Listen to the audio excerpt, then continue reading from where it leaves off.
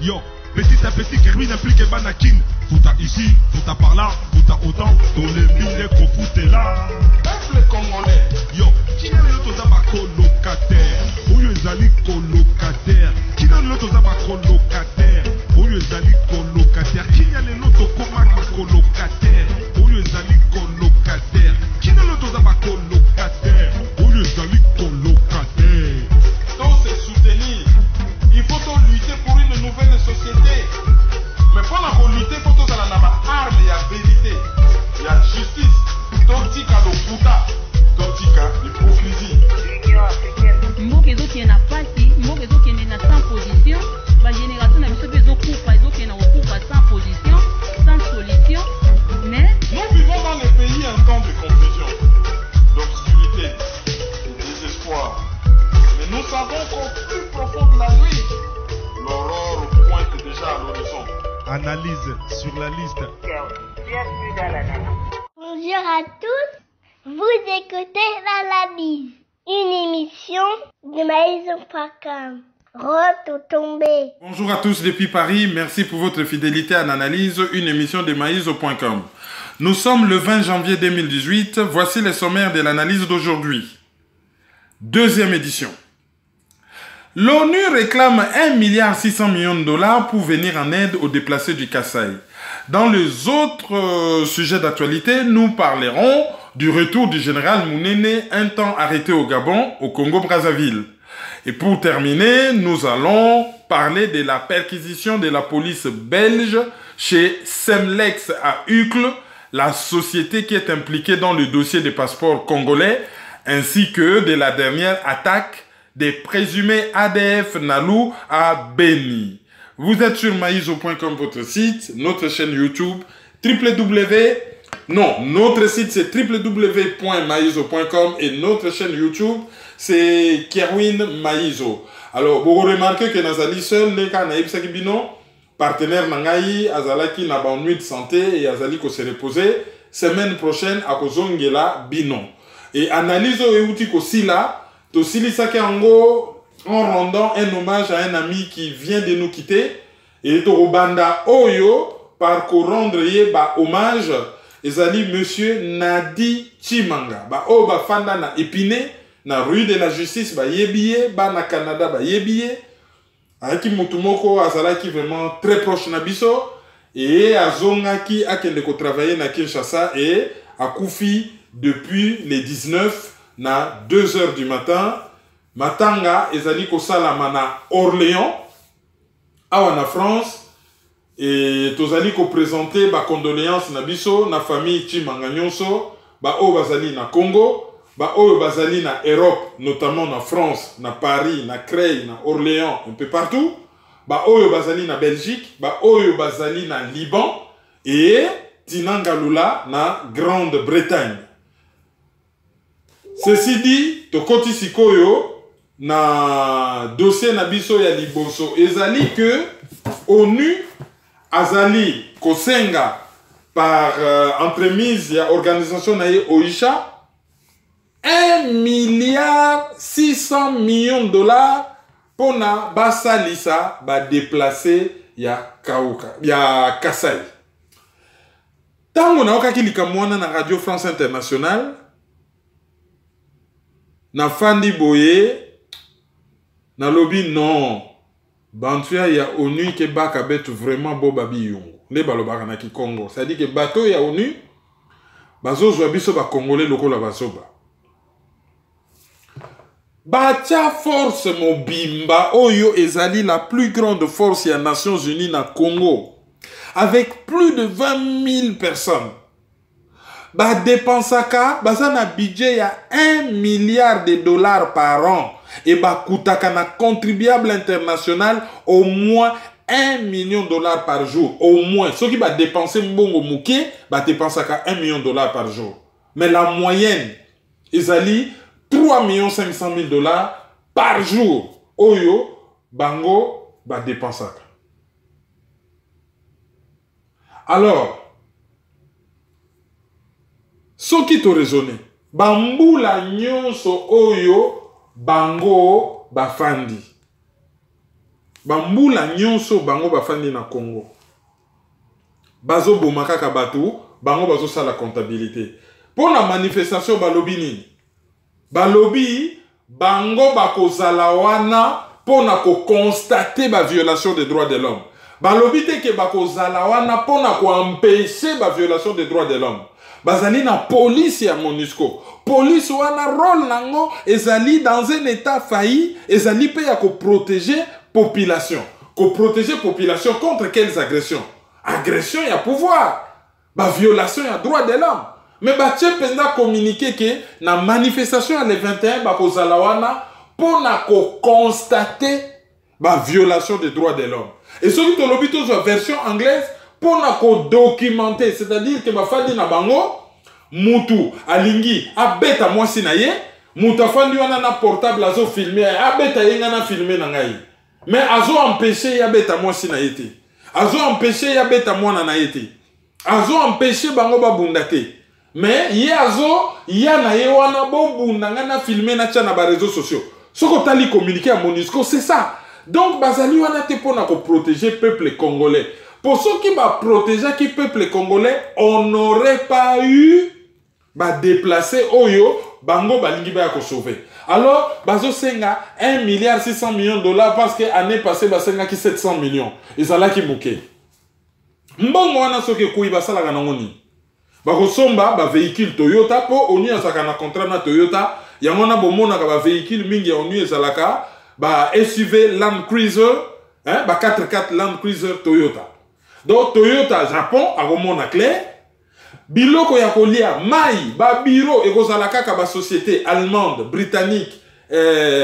française américaine canadienne ba le plus gros contributeur c'est-à-dire que na 1 milliard 600 millions na ata 1 milliard 200 millions ekozonga chez bango na ba salaire okomona mutu ayaka kotike la batu mwa saki ya loso mais aza na salaire à $5,000 eloko ni na salaka alamungi na ye abeti ba Nintendo na ye atamboli asakani na ba fille ndenga lingi azofanda na villa na ye aza na internet au débit et ezali soki ya ba britannique soki ya ba américain abimi na ye mwa 10 heures na kati ya 4x4 na ye asali mwa tour ake kotala atiki saki moko aloso tala kabakata na salaire qu'est-ce que le Congo bénéficie dans cela batongela kabiso ba aéroport batongela kabiso ba nzela ba bureau na bango se bazo tongango en dur que soki bango bakei ba bureau anetikala est-ce que ba location banda ku bango bazo louer ngo chez ba congolais bien chez ba expatriés ils ont créé nini ils ont créé une bulle immobilière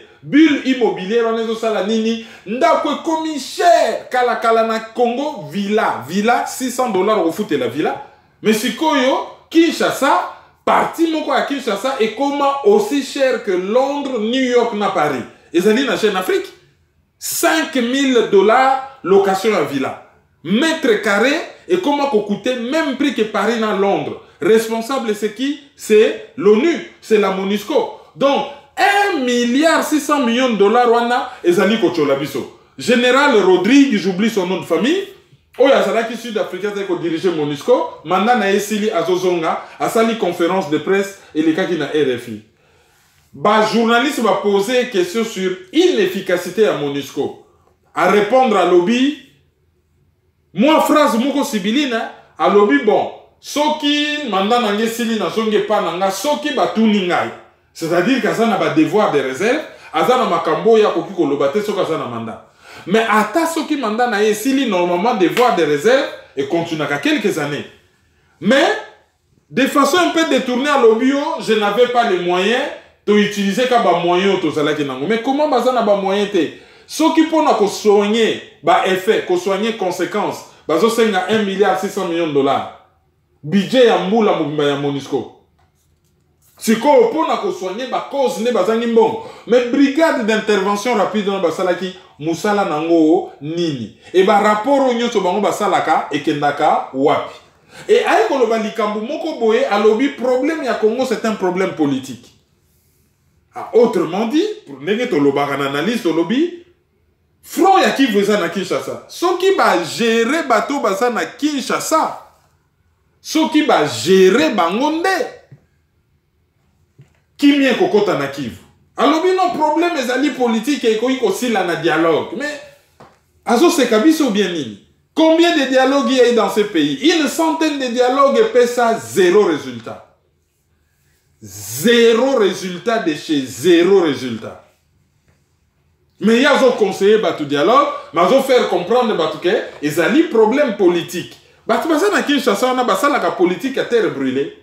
Batu basa na Kinshasa wana ba travailler pour na mboka te, ba travailler pour des pays voisins, ba travailler contre le Congo, ba travailler contre les Congolais. Il n'a pas tort, les raisons que c'est un problème politique.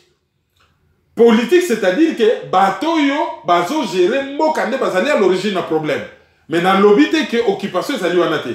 Parce que loko yazombo ça n'a pas précisé que d'abord c'est une occupation. Tango ba paya baye ko konzamboka baye na mitu ya mboka ba komi ko pratiquer politique à terre brûlée. Donc problème politique wana est en second lieu parce qu'il y avait d'abord l'occupation. Parce que je vois mal moi na mboka abana ko la politique à terre brûlée batu ba kufaka tongo midi pourquoi. Tala ndenge batu bazo telengana na Kasai. Tosi toyoka déjà que ONU a sili sans la mort quelque part. Fini la zone Liban depuis combien d'années? Fini. La zone Liban depuis combien d'années? A sili sans la. Na Jordanie, il y a combien de réfugiés palestiniens? Na Mali, il y a sili sans la. Na Côte d'Ivoire, il y a exacerbé guerre.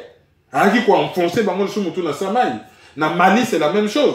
Et chez Bisso, c'est la même chose. Qu'est-ce que Bisso t'a bénéficié? Bango moko bazo dondo, bango moko bazo régner, bango moko bazo par. Tout le monde a mutu moko Antonio na bandu ndazo sakana na ba jeune fille ya ba 14 ans, 16 ans. Jeune fille na lobby nazo yo kanza la lobby to sala na ko so mbongo après. L'air asilisa na ko so rien. Oh non, sombelanga ba mesh. Azo sakana ni na ba fille ndenga lingi ba to na ba yaki il ne nous aime pas mais bon voilà. Ce qui vont perdre indépendance ya mboka. La situation est la Kayangwana. Il y a un autre qui sont à RFI que lobby toute la journée attaque Salamaki et FRDC a subi ba lourde perte. Bazoloba ba ADF nalo. Mais ONU est zawapi. Brigade d'intervention rapide est zawapi. Ba drone ya ONU est zawapi. Africom, armée américaine est zalaka banda ki sangani tina base ya Kamina. Aéroport ya Bangboka bazawana na Goma bazawana na Bazamba wana tout bazawana na baza Kamina bazawana ndambo kutu bazana moi regard sur Kitona. Le plus grand aéroport ya Afrique na période coloniale, aéroport ya Libenge en Équateur. Bango toujours bazalaka wana bazami su paipaya bazawa pipo ba intervenir. Et pourquoi on nous parle des ADF? ADF aza Ougandais. Au lieu à s'attaquer dans le gouvernement ougandais, quel intérêt il a de s'attaquer na Congo, il a créer problème na Congo. Jamil Mukulu, mon consulat bango basi ba neutraliser. Pourquoi bango bataka Congo et pourquoi bazo parler des ADF, MONUSCO et Zosala Nini. Vraiment vivement l'indépendance à Congo. Et ce monsieur n'a pas tort de dire problème politique. Sous réserve que avant tout comme on a un problème politique, il y a d'abord eu un problème d'occupation. Ah, ça n'a tort, hein? Attaque. Il y a un présumé ADF na Beni. Toyoki que John Chibango, à comité général, à l'ongé qui colonel à comité général, allez, Mbalamoko azo menacé Kabila dans 45 jours. Kaka loko la ne mwanasemi. Oh, soir na yeto yebite. Et ça, ce qui n'a bitakuira, ce qui n'a lobaki ke, il faut ba neutraliser cardinal Monsengo ndenge ba neutraliser les monasemi. Qu'on neutraliser na langage à renseignement qui koloba ko boma. Autrement dit, azalaki ko affirmer que ba boma ne monasemi. Loko la biso to yebi logo te, to moni ye penda te, to koki ko authentifier ba image te. Il y a fort à craindre, je dis bien, c'est une crainte na confirmé te que ne mwanasemi peut-être azali vivante, bien que tout le monde y communique, azo benga pe batu ba manifester le 21. Alors alobi ba neutraliser Monsengo, ndenge ba neutraliser ne mwanasemi et John Chibango a yé ko sala suba message na ya dans 45 jours. bato bazo kufa ya lobby dans 45 jours après ba image to mona kendenge azo bina azo boaka bambongo ake ko sala ba aventure na Dubaï nyonso wana kaka pona ko dribbler peuple congolais, ko rouler peuple congolais dans la farine. Et comme par hasard na Centrafrique likamona to tikala ko yoka ngote to yoka lelo na tongo na RFI no ba congolais moko bakangaki bango na prison moko pesa na 2 prisons moko ezali bien surveillé mususu neza passoir bakangaki bango kuna et ba faire échapper bango ba congolais wana bazali hostile bazali bato bakanela Joseph Kabila banani ba faire échapper bango. Est-ce que ezali ba français pour après ba s'attaquer na Joseph Kabila? Or ba français ba soutenir Joseph Kabila. Est-ce que ba bimisi bango pour créer problème car bazo attaquer Joseph Kabila comme ça et benda une espèce de négociation ou d'élection bato basé la élection et ça la maté pour attaquer Mboka ou ça la cafouillage moko boye et ça la comme une espèce de coup de table de palais comme ça bango moko batou il y a Afdel batia Joseph Kabila à côté pour remplacer par Mutuna bango ba perdre le pouvoir té Mutuna bango ça la référendum Joseph Kabila songa toyebite mais ça fait beaucoup d'informations à la fois. Ah, attaque na Beni. John Chibangu qui revient. Ah, bah ADF Nalou. Guerre Salaki toute la journée. Il y a eu beaucoup de morts. FRDC. Bah confirmé na bango côté na bango te balobi kaka 4 rebelles. O bango moko. FRDC bazo benga. Bah Ougandais ba rebelle. Ole ba benga bango ba agresseur. Balobi o 4 rebelles ba koufi. Mais selon la source ya RFI. Ba soldat ya FRDC ba Koufi et Belé. Et ce qu'on dit ba propos ya général sud-africain wana, ce sont des propos qui font réfléchir. Mboko ezali réellement indépendant. Ezali mboka mokote et contaka na organisation internationale wana. Jamais ONU akoramenaka soki kimia soki nini. Bango basa na bango na logique ya war is business. Logique na bango eza nango yango wana. Logique na bango eza logique na bisoté ba yelaki na bango bisoté ba yepe ko sauver bisoté chantier mususu ezali ke lobi soki mboke sikolami il faut ko benga na batuana. Alors na d'autres sujets d'actualité to kokota na dossier ya passeport congolais oyo scandale et salama procureur de la République a se saisi ça na dossier wana te atika yango ndenge wana ba mboka misusu oyo bazali développé bazana ba passeport ya moins cher biso pré-saison komaka o passeport ekutaka 175 €. Non, il faut bailler bisa bango ke kutaka 250 ou 300 €. Bazo réduire non. Et puis mbongo wana ekendaka nango na poche ya famille ya Joseph Kabila et comment mis dans toute la presse ezali na ba scandale nyonso ebimi mikolo. Alors après plusieurs mois police belge bakendaki ko sala perquisition, ça dit bokoti bokangi ndako bofongoli ndako bokomi ko contrôler na kati ya ndako biloko tout bokomi ko sala enquête na kati ya ndako tango bokoti na ndako mutu bozo sala enquête na kati bozo panza ba tiroir ba armoire ko fongola ba mbeto ba toilette ba benga kango perquisition. Alors perquisition bakendaki ko sala na ba bureau ya société Semlex na Uccle na Bruxelles ezalaki ko concerner dossier à passeport congolais et puis ba dossier ba passeport comorien pour Semlex à Salaka ba passeport ya ba pays africain belé et azali impliqué makasi na Comore.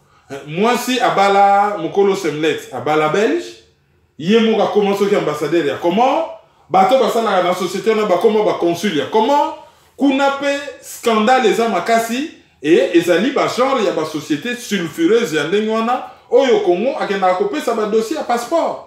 Pourquoi pas qu'on s'en un hôtel de monnaie parce que les machines existent? N'importe qui a Mobutu Mbongo basé qu'on s'en a chez Gessé qui est devenu en Amérique. Azana ekuna, et la libre société moro propre. Oyo, basali impliqué dans le scandale. C'est que justice belge à côté likambo, mais côté Congo bateau nyon so basitaka bande kwa Kabila. Bazawana en tant que bande gone bazana immunité té. Mutaza na immunité za mutaza député, mutaza na immunité ezali muto azali en fonction. Mais ba immunité yango pe soki eza ba activité asalaki na cadre ya mosala na ye ya député ya ministre soki ezali na cadre ba activité na ye commercial immunité ezali te mais bakoki kolongola immunité ya fonction pour na azala disponible na justice et ya gêner mosala na ye te balandela bango procureur asala yango te.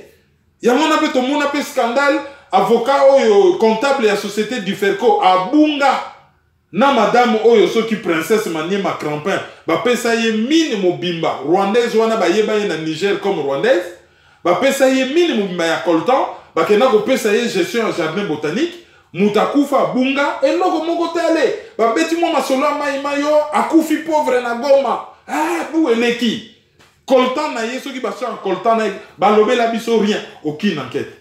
Tout ça na biso na pays moko oyo ezalaka nango na enquête te. Et ça c'est vraiment très grave. Pour na bosuki ça bon info asuki zaka info ya mawa hein ezali na congolaise moko akufi na Grande-Bretagne akufa ki na accident ya train. Et accident ya train wana ezomona na neti que bon azalaki na mwa ba souci et ba souci wana ememi que liwa joyeux hein pour ne pas parler de suicide, pour ne pas parler de suicide. Alors selon l'info ils ont circulé balobi bon ba service sociaux banga ba botola et moi na est choqué l'irréparable qui se produit. Donc se saisir en occasion likambwana ya mawa pour na couper ça ba parents conseil. En tout cas ba parents il faut se consacrer une éducation à bana makasi. Bamboko tozo vivre bazali na ba préjugés défavorables envers biso. Bamona kaneti que biso to maltraitaka bana, biso tozali violent, biso tozali boyina boye et moindre problème ba réfléchissaka te au mona kaka mabe koti. Mais soki mabe koti, il faut toyeba ko se battre pour na bana na biso et pour na ko se battre pour na to bunda pour na bana na biso faut tozala vivant. Il ne faut pas tout se lâcher. Ah non bon, ba salinga mabe. Soki yo perdre vie na yo, bango bazali administration, bazali motema makasi, ba responsabilité zali du lié. Bazali belé na bureau, bazaki responsabilité moko collègue commune, bango bazo mona ke basali bien, ba botoli yo mona pona ba pesa ye mondele. Eh bon, soko kufi, bango bazo etali bango te au fait. Donc il ne faut jamais qu'on pesa ka bango ba occasion. C'est nous qui sommes mais vraiment perdants dans cette affaire. Ya on a zako mona même ba image moi na maman Betty abengi mbila bambila ba memie na foyer moi na moni ke foyer eza bien te asali azonga na ndaku azongi na ndaku le juge a ordonné ba ko récupérer na bambila allez bazongi ça na foyer. Ozomona. Donc batwana c'est fonctionnement na bango ezali très mécanique, il y a pas côté humain. Bien que ba mibe ko nyonso ya Union européenne mibeko nyonso international surtout ba pays développés lobby ceux qui dossiers sont impliqués moi na priorité faut ça toujours intérêt supérieur à moi mais pour na bango intérêt supérieur à moi na ezali ko écarter moi na et pas ya parents oyo bango bazo considérer net violent selon ba critères na bango or bango moko ba beta kabana bango moko ba éduka kabana mais ba lingite ke biso to sala un peu sévère na lobby te méchant un peu sévère envers bana na biso. Ceux qui sont na bango sévère, bako la carré, bako la bien éduqué, et bako comme ba concurrent ya bana na bango lobby. Donc, il faudrait to fomo la miso. Ceux qui programme échange qui était en tout cas le 20 Oyo, Paul Kagame a kozala na Londres, na université ya Warwick, o ezali na Coventry. Donc, bana ya Londres, hein, faut mo kilimba yeba ke ye azali criminel et que akoki ko se promener ndenge wana te. Boyebi kaka ndenge bosalaka et bosala yango en respectant la loi. Bosala na kati ya clou, constitution britannique et pesibino une certaine liberté, bo utiliser liberté wana, bo bima ebele parce que solution ya Congo ça passe aussi par la mise hors d'état de nuire. Il y a Paul Kagame, un des plus grands criminels de l'histoire et le plus grand criminel de l'histoire en vie. Oyo azali protégé par Tony Blair, Oyo azali protégé par Clan Clinton, Oyo azali protégé par Sarkozy et Oyo azali kosala ba projet na sima mokongo na biso. Oyo chaque jour asombaka ba kwanga na ye na liboko ya biso. Kongo azo tumba liboke na ye kuna le yasa sombi kwanga. Kongo azo chauffer miliki na ye yasa sombi lipa. Toujours Kongo zo tokisa pondu na ye kuna ya salambeli yango semour azozela. Batouana, il faut couper sa bango sous canal leçon. Donc, ce qui programme échangé, et ça, la conférence moko, et que ça, la université à Warwick, na Coventry, na Grande-Bretagne, donc à Londres, na Grande-Bretagne, et Paul Kagame Azali invité. Alors, Togoti Kalakaka na Londres, pour na bolakisa, niveau Oyo, Likambo passé de Kopalobagi, qu'on n'a pas d'état au Congo. Boyebi que ambassade à RDC na Congo, bafuta kalisu sur loyauté. Mokolo immeuble ententa ki bango action, ti mabe eleki tellement de l'eau, malgré que ça dit ambassade, ndenge tozo lo babo, ba boaki bango biloko libanda. Ba boaki bango penda biloko libanda, donc ba boaki bango penda biloko libanda. Ba kende, donc ba boaki bango libanda. Donc ezali eloko moko ya grave. Hein, toute une ambassade, hein, Kozala, humilié, Ndengewana, c'est terrible. Et ça, c'est la libosote. Toyoka, ah, Kamitato, ateke ambassade na Japon. Ah, tout le monde a ambassade, monsieur Sopende, comment nango penda donc, ambassadeur à Bosani, ba diplomate, ba Bosani, statut na bango, ya diplomate na ba immunité na bango, ba komi ko beta ba kayou, ba komi ba commerçant, ba komi ba mendiant. Tout de suite, au monde il y a des diplomates qui ont fait des moyens de rapatrier les autres. Au monde, nous avons fait des vraiment, on a commis tout dans la question, mais ah, Nengenini, Fandi Boé, vraiment c'est. Bazali Batou, est-ce que va travailler pour Namboko? Est-ce que Bayebi vraiment qu'un diplomate, nous autres naye, ezali ko représenter ou Moussala naye, ezali a ko représenter Mboka, honneur ya Mboka pe ezali wana. Vraiment, Batouana, Baye Bakayangote. Les Congolais ont toujours été humiliés sur ce plan. Et Ndenge Tozo le Baboye, vraiment, na Grande-Bretagne, na King's Cross, Boaki ambassade na biso penda Libanda, et information, ezali na presse britannique. Donc, ezali likambo moko ya Sony Makasi Oyo et Salami. Après nouvelle oyo ya ambassade na Londres, tokolekana événement moko eleki awa na France, dans la France na yebite na ville ni eleki, ezo concerné boxeur Yuri Kalenga. Azalaki na kanda asali otobenga na français autodafé, c'est-à-dire que non pas autodafé za kotumba. Donc a pasoli Bible, voilà, a pasoli Bible. Alors, qu'est-ce qu'on peut dire par rapport à cela? On peut comprendre que Batouaza Anakanda. On peut comprendre que colonisation est ça là-bas dégâts. On peut comprendre que la religion importée wana nyonso et ça là qui pena ba objectif politique mususu nasima. Mais on ne peut pas comprendre que Moutou a posé acte oyo ezali ko blessé foi ya batu misusu. Et loko ya sali na Bible so ke ezala ki koronde lelo e yindi nde ba musulman ba lukaye ba régler compte par tous les moyens. C'est que je ne souhaite pas, c'est que je ne voudrais d'ailleurs pas. Bon, il y a une confusion entre l'existence ya Nzambe ndenge mutu na mutazo percevoir ye na culture na ye. Biso ba africain to yebi Nzambe.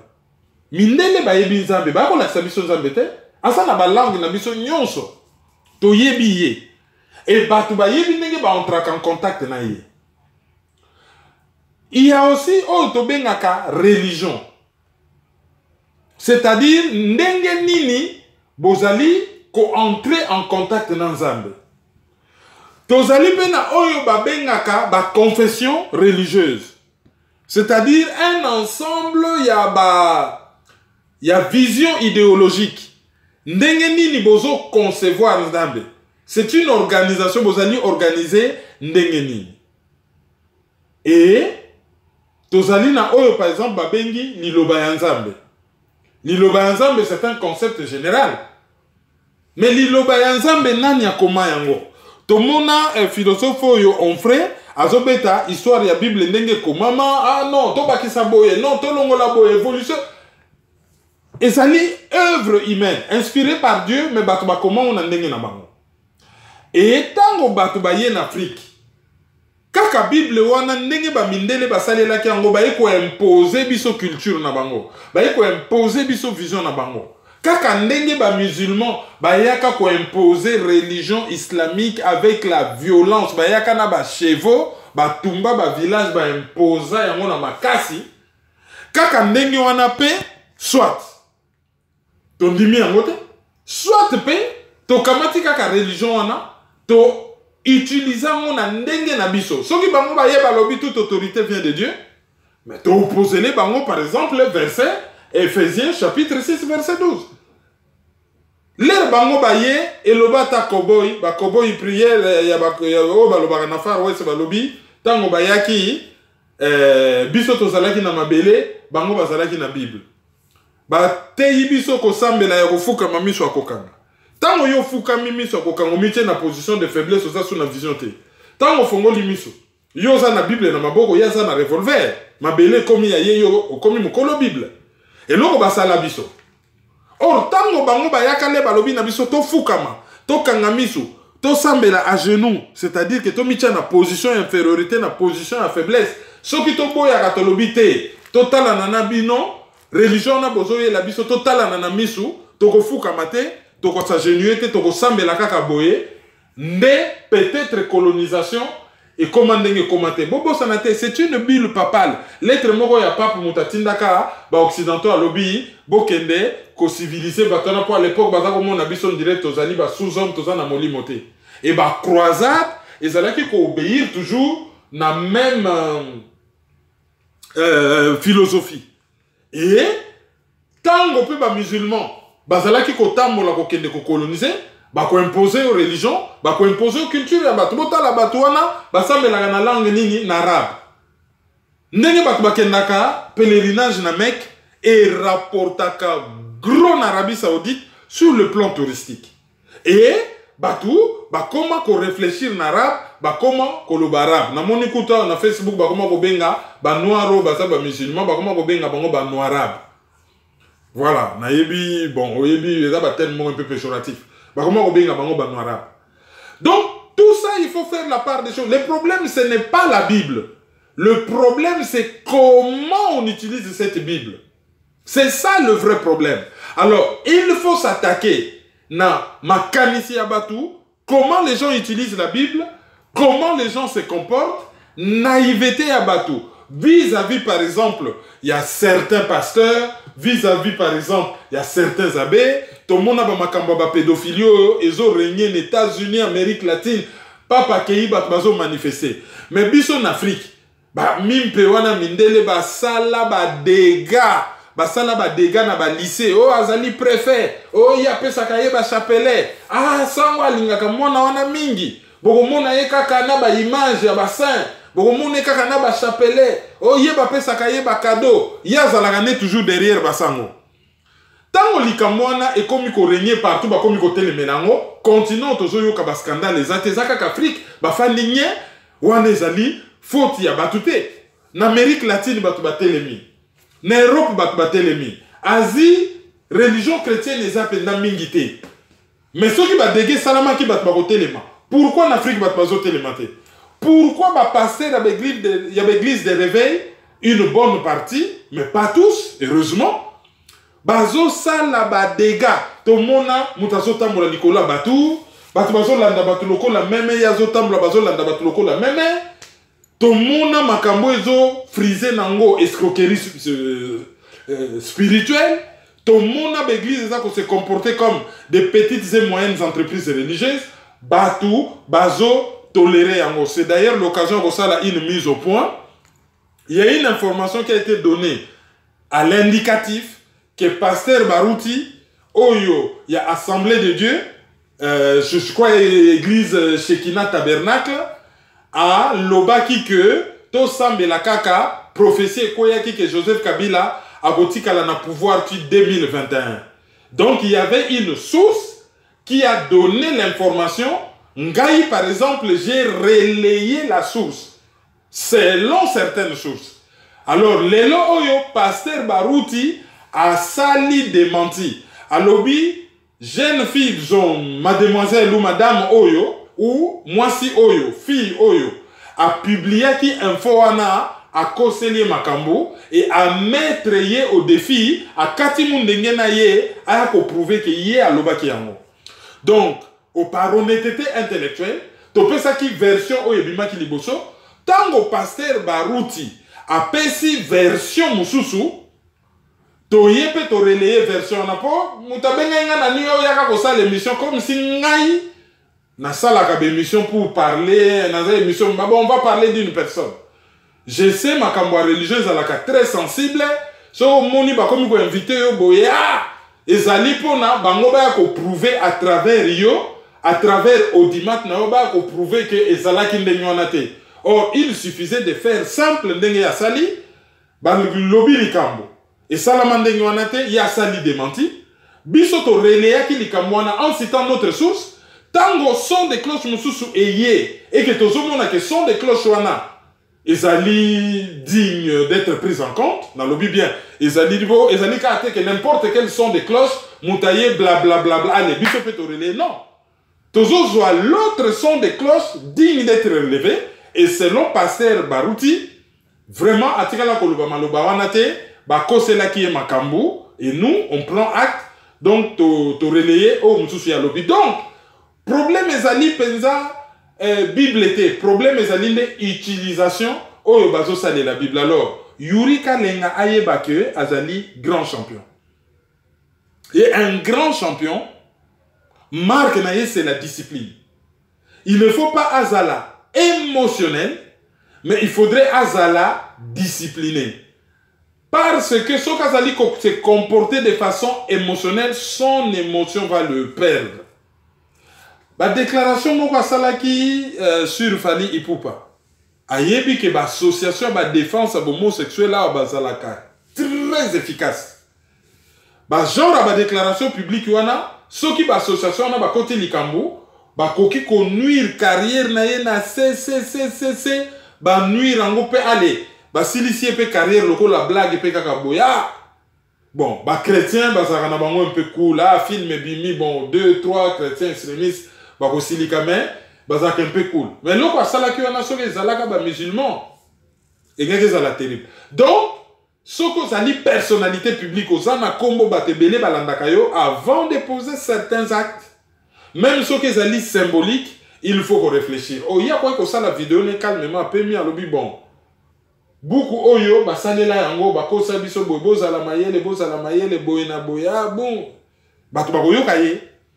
Mais qu'on passe là en colère, eux ont là qui ça que il aime très émotif.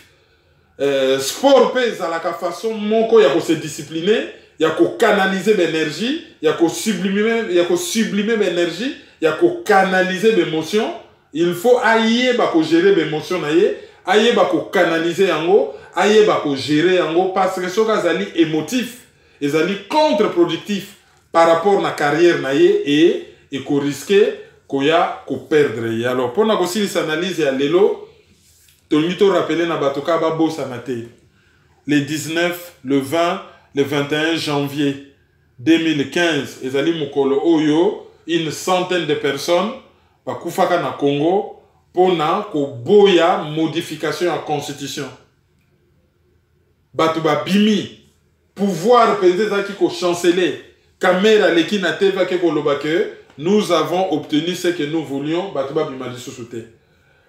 mais ce que nous voulions parce que veut ya Congo et loko ba congolais ba liba obtenir les plus ces amis qu'on se débarrasser na pouvoir et afdel et ba anticiper ka manœuvre na bango tango modification à constitution salama kite ezalaki pona nini ezalaki pona soki ba lobby modification salama ba ke ko sala ba recensement makamunyo so tout ba rollement milai to ngaki to tomber ne loko yo Kabila boyaki na 2006 aboyaki recensement na rollement les recommune na vente les aki contre ye d'intérêt na ye aboyango les recommune avantage na ye alinga utiliser comme manœuvre dilatoire benda singa pona eumela yango na batelemela ke meloko bat balinga ke zalaki ni ezali ye na régime na ye balongo caméra ke na ko yebisa batu ke nous avons obtenu ce que nous voulions. To obtenir nini? Enquête pesani. Enquête 0. Quel est ces partis politiques Batouba Oyo? Pour Kakao, il y a eu 100 morts, 152 morts, Bamisous Balobaka 200, Bamisous 39. Bilan, ils allaient très disputés. Quel est ces partis politiques au Bahia, Yebisi Biso Balobi bon? Pas seulement des chiffres. À part Bakombo Tochana Monokwa, Gabi, pour Ezali, période où Gabi a Koufaka. Et n'a aucun même message au Jean-Luc Ngasali, Ezali dans VAC Radio. Oyazolo Bakeye, Kabila, c'est le plus grand, troisième plus grand criminel. Atangaki Hitler na Staline, mais Abosanaki Kagame. Et a rappelé Mokolo Gabi à Koufaka. Mais il va parti politique, on a battu Bakombo. Toye Bakake, lelo eza Mokolo Tozo Kanisa, Songolo, Mpakala, Mutuboye. Ne fils qu'une façon qu'on rendre Bango hommage, ce sont des martyrs. Batouana Bakoufi, parti politique, bazo continue qu'on négocie avec le pouvoir na bango. Allez, babosani bango, bakena na bango dans l'anonymat. Le 19, le 20, le 21. Batou Bakoufa. Moi, en janvier, na Congo, on est à la Gabiente. Le 4 janvier 1959. Et Yinda après match à football. Juin et béni indépendance. En janvier, je crois, 92. L'événement Moure Salama na Congo. Et ça l'a fait qu'à partir de Wana, Mobutu a se retiré à Guadeloupe. Allez, janvier 2015, 19, 20, 21. Awa Nissoussou, janvier 2001, Baboumi, Laurent Désiré Kabila. Janvier 1961, Baboumi, Lumumba. Et ce qu'on a en janvier, Touriananye. Il faut un bilan salamaka. Il faut un bilan salamaka. Pourquoi les gens sont morts? La déclaration sur le comportement de la classe politique toxique, corrompue et pourrie. Oh, il y a une déclaration. Et souka wapi. Atika biso, kaka ndenge wana, batu wana, bakenda, bakufa, baleka kaka ndenge wana, ezali, eloko moko, il y a très grave, Oyo, Ezali, il y a très grave. Alors, information à Souka, Ezali, information Etali, Général Mounene, vous voyez que Général Mounene, Azalaki, en résidence surveillée, na Congo Brazzaville, na Mboka Mboka Ezali, Penepena Oyo, Mboka ya présidence Assou. Après, à Bungi na Oyo, a se retrouvé na Mwanda, na Gabon. Tant on s'est retrouvé dans Mwanda, na Gabon, parti politique, na ina ba source misus ba lobby ke ba kangiye. Batou, gouvernement gabonais, ministre de l'Intérieur, ministre des Affaires étrangères, ba wangani. Lelo yo RFI a confirmé que, effectivement, Azalaki na Gabon, ba renvoyé na Congo Brazza sur pression Angola, parce que yé abunda na Angola, donc Angola sali sous na pression, ba renvoyé na Congo Brazza, parce que Gabon a livré directement na Kin. Bota la comportement à Gabon. A livré directement na Kin.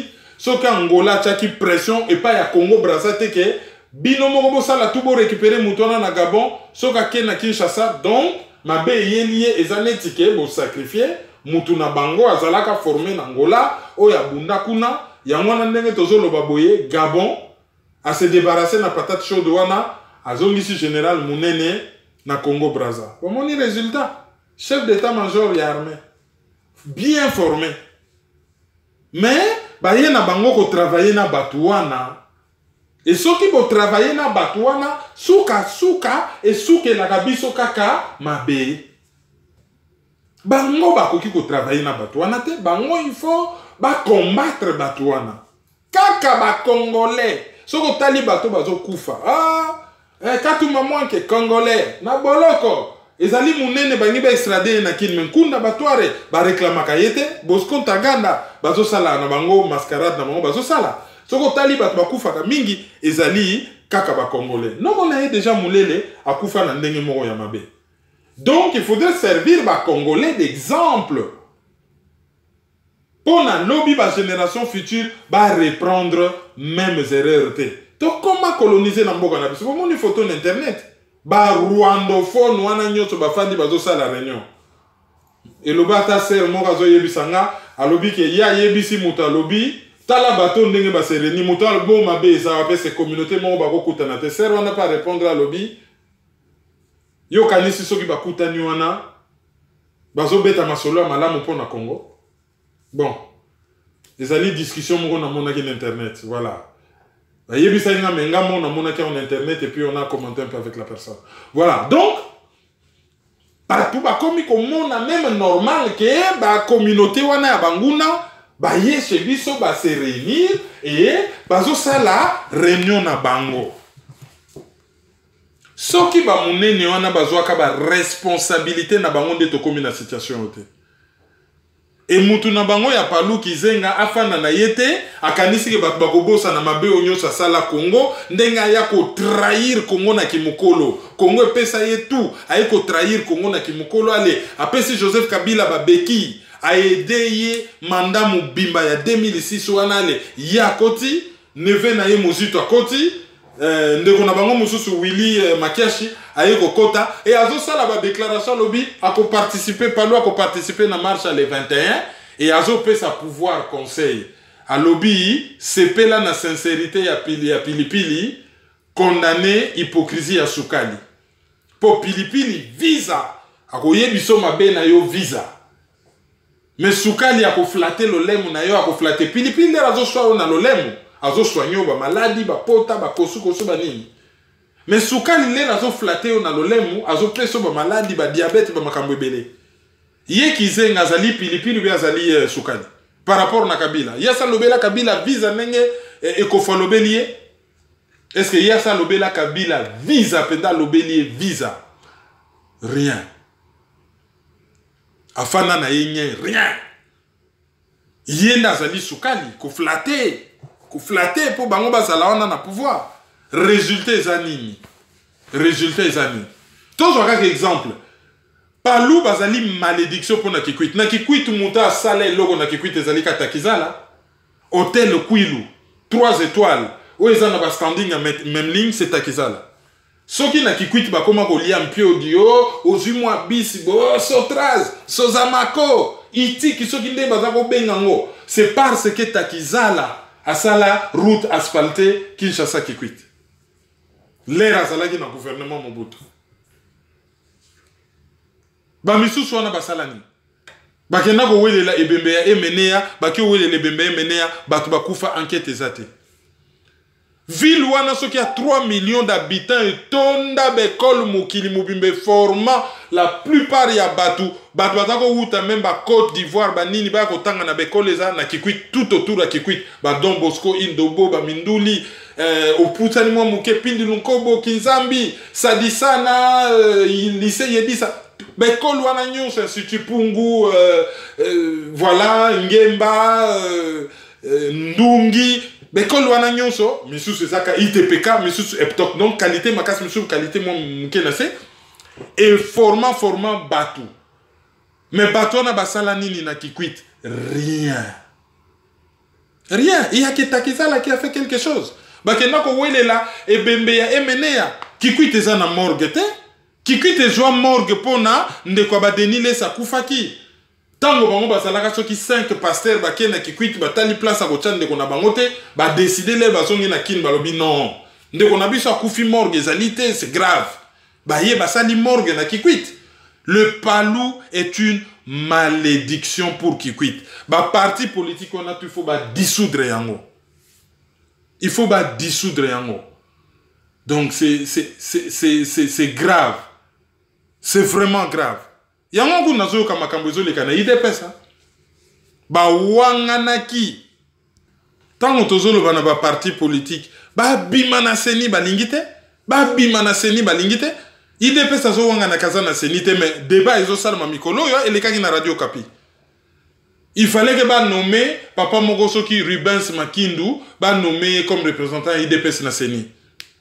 Mais ba tribaliste ba sana IDPS ba kamata IDPS ba ke ko récupérer papa moko munoko mboka nonatra inconnu allez yende bazo proposer Félix a proposé à Kota nakati ya seni. Buzomona les batu bazo linga ba institution en ekweya batu ba se libérer batu ba sali na mo ba jeu moko politique double face. Ah nous sommes avec le peuple on se bat. De l'autre côté bazali na kata ba institution oyo ezali dirigé par le pouvoir donc bazo bossé na Joseph Kabila. Ceux qui te bengi bango ba accompagnant, oh, ba bengi bango ba accompagnant. Lobby awa, ba komi ko critiquer Kyungu wa kumwanza. Mais, tango Félix Tshilombo kende ko mela tembo na ye na katanga zalaki mutu malamu, tango siko awe ko solana katumbi nda komi mutu mabe, on n'a pas la mémoire courte. On n'a pas la mémoire courte. Monsieur Etienne Tshisekedi Akoufi, pouvoir a proposé cimetière à Gombe. Ba yebisa batu balobi non, yeba ko kunda ena batu lokola ba papa wembate. Batu lokola ba papa wembate. Ce n'est pas le pouvoir qui avait refusé. Bango moko ba kotisaki ba devi. Conséquence, Tshisekedi toujours pas enterré au bout d'une année. Et bazo benga batu messe d'action de grâce. Messe d'action de grâce, c'est un qui monta koufi. Bosali messe boke bokundiye. Et une année après, boye kosa la messe d'action de grâce. Mais oyo siko yo monta koufi, bosali messe. Bokei kotikaye. Bokundiye na note, mais komo benga messe ya mibale. Messe ya mibale, mais bosala ki bakundiye na note. Il se passe quelque chose de bizarre que les gens trouvent normal. Nandenge ya culture na biso bantu molimo na ye ezali prisonnier ezo e kangami wana parce que bake na processus ya enterrement na ye tina sokate. Et les gens font de la politique, quel que soit ce qu'on aurait reproché à cet homme. Est-ce que azo mérité sort oyo bazo infligé? Après on va nous dire que il faut bachaper et bembewana parmi ba mesures il y a décrispation politique. Pouvoir azoboye bembe zonga na Congo. Pouvoir aboyaki. Biso nyoso to mona ba image pouvoir apé sa place. Pouvoir wano oni vomi. Ba apé sa place na cimetière ya Gombe. Batunde bataki ba condition que il faut ba proclamer ye kaka héros national. Lokola na Kasai déjà, Lumumba Zali, alors il faut petit Tshisekedi Azala. Héros national tout de suite. Palais du peuple, palais de la justice. Mouzolé ou bakundaye nandaku. Ce qui te allez, ba condition comme inkama. Ah ben excès de conditions. Pouvoir a yebi ke bembewana eza danger pour na pouvoir. Ce qui ba bangay pouvoir échité fait ba tike bembewana nzoto wana zonga na kin. Et ngake yinda nde lelo oyo batwana basi bakenda. Ba tika nzoto zonga te. Maintenant ils sont dans le jeu politique. Et Tomoni Monseigneur Moulumba a cotisé ba considérer bembewana pe na kati ba mesure ya description politique. Comme ça, Bakor, il y a Saint-Sylvestre, c'est ceux qui vont manifester. Bakor, va respecter Bakor. Entre autres, mesures, il y a des crispations. Comme ça, nous autres, il y a encore d'autres Tshisekedi et ils ont en Congo. Voilà comment les gens sont rattrapés par leurs contradictions. Et puis, pour Nakosuki ça, Debiloko, Marie-Ange Mouchebe, quoi. À l'écart, il y a TV5. Oh, Batoubakou Faki le 31, mais Azoko Kako justifié, Aïbi Mouta Tirakite. Et comme que Bato Yo Bazoki, bangonde ba meka ko reconnaître na yebite so muta ko bima na hôpital ake na kan ake ko tambola na kan ke muta beta inga lisasi yeyo muta zaki na ba kepi ba nini ba protection ye muta beta kinga lisasi bota la ndenge bazo distraire bato siko mwana bato Dorcas Makaya il fallait aller hôpital na Belgique ba memi en Afrique du Sud kuna en Afrique du Sud kuna apparemment situation za malongate ezalaki na ngokaka donc on dirait basakani na molimo na ye. Alors, pour nous souki ça, tu as la rubrique nabiso ya auditeur du jour. Auditeur du jour nabiso ya liboso na ebite soke zali moi sito mobali comme na ye Migler Mamiela. Yami bale zali Marie Gabi Nkaze. Yami Satu ezali oyo azali ko utiliser kombo ya Maman Shadrach. Yami ne ezali Nzungu Mabilu kwa. Et auditeur nabiso Yamita Nezali Mbingazo azali na Allemagne et Yamotoba ezali Madame ou Mademoiselle Marthe Kayumba et pona kosukisa tokozwa Sylvie Botuli. Et puis, monsieur Mwindazola Mpasi Nkatu, Yende Azali, auditeur du jour Nabiso, ya avant-dernier pour Yassou Gezali, Elodie Moussou Madi. Bouti Kolanda analyse sur maizo.com, beau commenter. Numéro à téléphone Nabiso Zali 0033 758 400. non 758 677 097 ezali Lika Mobile ya France ba oyo balingi ko charger on a ba unité pour mikolo yo besoin ya ko benga Kinshasa ezongi makasi donc tokoza na besoin ya ba unité PayPal na biso ezali maizo@hotmail.com pour na ba conférence tozo signaler bino que tozali na Lyon le 17 février pour la conférence ngai na Patrick Mbeko et bandeko ya États-Unis. Il y a de fortes chances que dans la kuna mikolo yo na ko pesa bino ba précision. Bah en fait, ceux qui na zoya je viens pour me reposer, na utai ko bela, je viens pour me reposer mais na ko kuta na bandeko. Pona ko sukisa to ngaki to bosana ezana message moko ya solidarité à la marche le 21 janvier pour un Congo nouveau. Et où t'es pas ya ba ancien sur ya petit séminaire ya Bokoro. On a autant la binongo balobi répondant à l'appel du comité laïque de coordination appuyé par la Senco en solidarité avec notre peuple meurtri qui organise une marche pacifique ce dimanche 21 janvier 2018 en vue de l'application des accords de la Saint-Sylvestre du 31 décembre 2016. Nous, anciens du petit séminaire de Bokoro dans la province de Mai-Ndombe, nous lèvons et joignons nos voix de par le monde pour exprimer notre soutien indéfectible à cette marche. Encourageons son éminence, le cardinal Laurent Monsengo, à poursuivre sa mission de pasteur pour la paix, la justice, les droits et les valeurs en RDC. Invitons tous les fils et filles de cette province à marcher où qu'ils se trouvent pour manifester et signifier ses grands soutiens à cette initiative et les soucis du changement dans le pays. Pour les anciens du petit séminaire de Bokoro, alors ils ont mis que leurs prénoms et il y en a beaucoup. Bon, loko la ba tcheka ka ba prénom na ba initial ba kombo na bango peut-être ba linga qui un peu anonymat parce que selon philosophie na bango hein, bazo mon aneti que province à Mai-Ndombe la vraiment pongi. Yangona balobaki alors il faut bala musabato. Alors le roi batie ba initial na éviter ce qu'il fallait na tanga ne fils ba prénom na bango mais ba prénom pour na retrouver très facilement mutu à partir ya prénom initial na soka tanga na séminaire à Bokoro c'est un peu plus facile donc na ko éviter ko tanga yango peut-être à une prochaine occasion de nako sala exercice wana ceux qui ba autoriser ngai na tanga ba kombo na bango. Alors nandenge kaka ya traduction bango ba répondre na appel oyo ya comité laïque ya coordination ndenge senko apuya ki yango pour na ko senga bana Mai-Ndombe babima le 21 janvier 2018. Alors bazali ko soutenir marche wana, bazali ko encourager cardinal à poursuivre mission naie donc alanda toujours mission naie à koluka kimia koluka justice koluka ba droit ya bato à la respecter et ba congolais ba banda kolanda certaines valeurs et bazali ko inviter mibali babali to basi bana nyonso ya province ya Mai-Ndombe babima na balabala et ba marché ezali mbela ya baye batanga na petit séminaire ya Bokoro ezali à côté ya Kutu kuna na province ya Mai-Ndombe na yango to suki awa. Merci ndenge bolandi biso et beau commenter beaucoup na ba réseaux sociaux beau partager pe émission oyo et merci na ba site nyonso bazali ba partenaire na biso Congo Éveil Radio, Débriefing Media Channel, ccdp-rdc.com et CP La TV. Merci, au revoir. Écoutez Dadadi. Merci beaucoup. Merci beaucoup.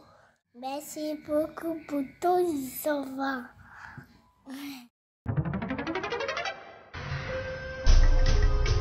Yo, petit à petit, Kerwin implique Banakin.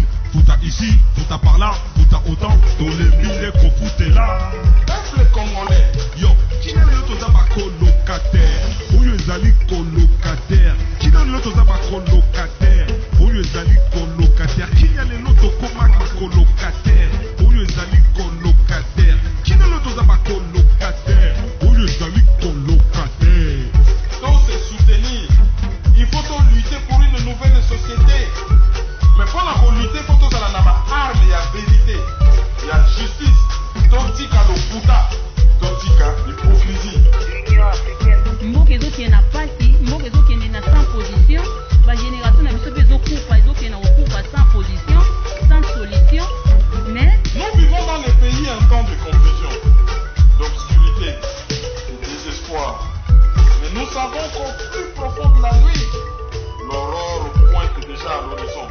Analyse sur la liste. Bienvenue dans l'analyse.